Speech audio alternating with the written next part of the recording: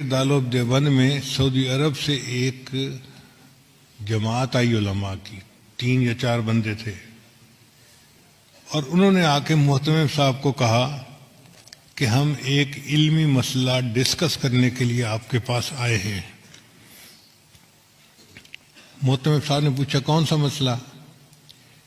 وہ کہنے لگے اس لیے کہ ہم سے پہلے سعودی عرب کے اوپر ترکوں کا قبضہ تھا، اور ترکوں نے قبروں کے اوپر بڑے گنبد بنائے ہوئے تھے اور کمرے بنائے ہوئے تھے اور عمارتیں بنائی ہوئی تھیں۔ تو ہم نے حدیث مبارکہ پڑھی جس سے ثابت ہوتا ہے کہ بناء علی القبور کی اجازت نہیں ہے، یعنی قبر کے اوپر آپ عمارت نہیں بنا سکتے۔ اس لیے سنت عمل یہی ہے کہ قبر کھلے آسمان کے نیچے ہو، اس کے اوپر کوئی کمرہ کوئی قبہ ایسا نہیں بنانی چاہیے۔ تو جنت بقیع میں جتنے قبے بنے ہوئے تھے ہم نے سب گرا دیے۔ اب مسئلہ آیا گنبد خضرا کا، تو کچھ علماء کہتے ہیں کہ حدیث مبارکہ کی روشنی میں ہمیں گنبد خضرا کو بھی گرا دینا چاہیے۔ تو ہم نے جو بادشاہ ہے اس کو اپنی ریکمنڈیشن دیں۔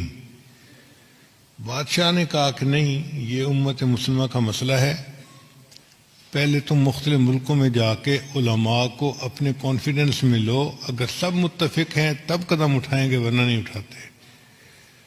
تو ہم علماء کی جماعت آپ سے بحث کرنے کے لیے آئے ہیں کہ کیا یہ حدیث مبارکہ صحیح ہے، اور اگر صحیح ہے تو اس پر عمل کرنا پڑے گا۔ محتمم صاحب نے کہا کہ جی مجھے آپ 3 دن کا وقت دیں، میں سب علماء کو اطلاع دوں تاکہ وہ یہاں آ جائیں، اور پھر ہم اس بارے میں اپنا موقف آپ کے سامنے ظاہر کریں۔ ان کا ٹھیک ہے، ہم 3 دن دارالعلوم میں مہمان بن کے رہتے ہیں۔ محتمم صاحب نے بڑے بڑے علماء کو دعوت دے کے بلا لیا۔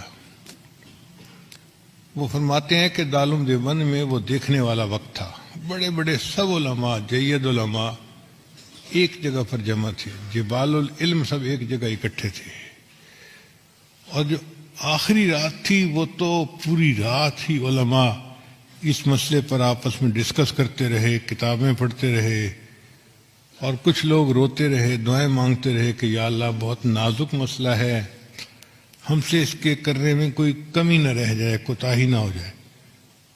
اگلا دن ہوا، عصر کی نماز کے بعد مجمع بیٹھا تھا، تو محتمم صاحب نے ان علماء کو کہا کہ جی آپ سب علماء کے سامنے اپنا موقف پیش کریں، پھر جواب ہم دیں گے۔ تو ان کے جو امیر تھے وہ کھڑے ہوئے اور انہوں نے بیان کیا کہ بخاری شریف کی یہ حدیث ہے، اور اس سے ثابت ہوتا ہے کہ بناء علی القبور کی اجازت نہیں ہے۔ تو ہم نے جنت بقیع کے اندر تو قبروں پر جتنی عمارتیں تھیں سب گرا دیں۔ اب مسئلہ ہے گنبد خضرا کا۔ تو ہم آپ لوگوں سے یہ پوچھنے آئے ہیں کہ بتائیں کیا اس حدیث کے اوپر آپ کو کوئی اعتراض ہے، کوئی جرح ہے کسی راوی کے اوپر، یا کوئی کمی کسی طرح کی بھی ہو، کوئی شغم ہو تو بتائیں۔ تو جب انہوں نے پوچھا تو تھوڑی دیر کے لیے سارا مجمع خاموش، کہیں کہیں سسکیوں کی آواز آتی، علماء کی آنکھوں سے آنسو جاری رہے، اور وہ رو رہے تھے کہ اللہ ہم سے جواب دینے میں کوئی کوتاہی نہ ہو جائے، اور کوئی جرات نہیں کر رہا تھا اس کے جواب دینے کی۔ اتنے میں حضرت اقدس تھانوی رحمۃ اللہ علیہ کھڑے ہوئے، اور حضرت نے فرمایا کھڑے ہو کر الحمدللہ اللہ نے اس مسئلے میں مجھے شرح صدر عطا فرما دی ہے۔ تو اس نے پوچھا کہ شرح صدر سے کیا مراد ہے؟ حضرت نے فرمایا کہ شرح صدر یہ کہ یہ حدیث بالکل صحیح ہے، اس کے کسی راوی کے اوپر کوئی اعتراض نہیں ہے، کوئی جرح نہیں ہے، اور ہر لحاظ سے یہ حدیث صحیح بھی ہے سند متصل کے ساتھ، اور صحیح مضبوط ہے مضمون اس کا۔ تو جو ان کے امیر تھے وہ کہنے لگے کہ اس کا مطلب یہ ہوا کہ اگر یہ حدیث صحیح ہے تو پھر تو نص ہو گئی، اس کے اوپر عمل کرنا ہمارے لیے ضروری ہو گیا، تو کیا ہم گنبد خضرا گرا سکتے ہیں؟ تو حضرت تھانوی رحمۃ اللہ نے جواب دیا، یہی تو شرح صدر ہے جو اللہ نے مجھے عطا فرما دیا، حدیث بھی صحیح ہے لیکن آپ گنبد خضرا کو گرا نہیں سکتے۔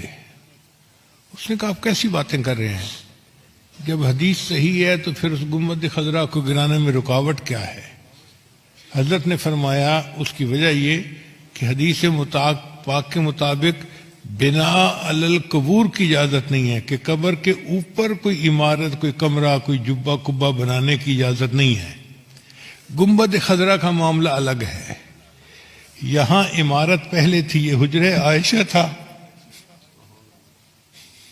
اور نبی علیہ السلام کی قبر مبارک بعد میں اس کے اندر بنائی گئی، لہذا اب اس عمارت کو کوئی بندہ گرا نہیں سکتا۔ ایسا جواب تھا کہ وہ لوگ مطمئن ہو گئے۔ گنبد خضرا آج بھی ہے،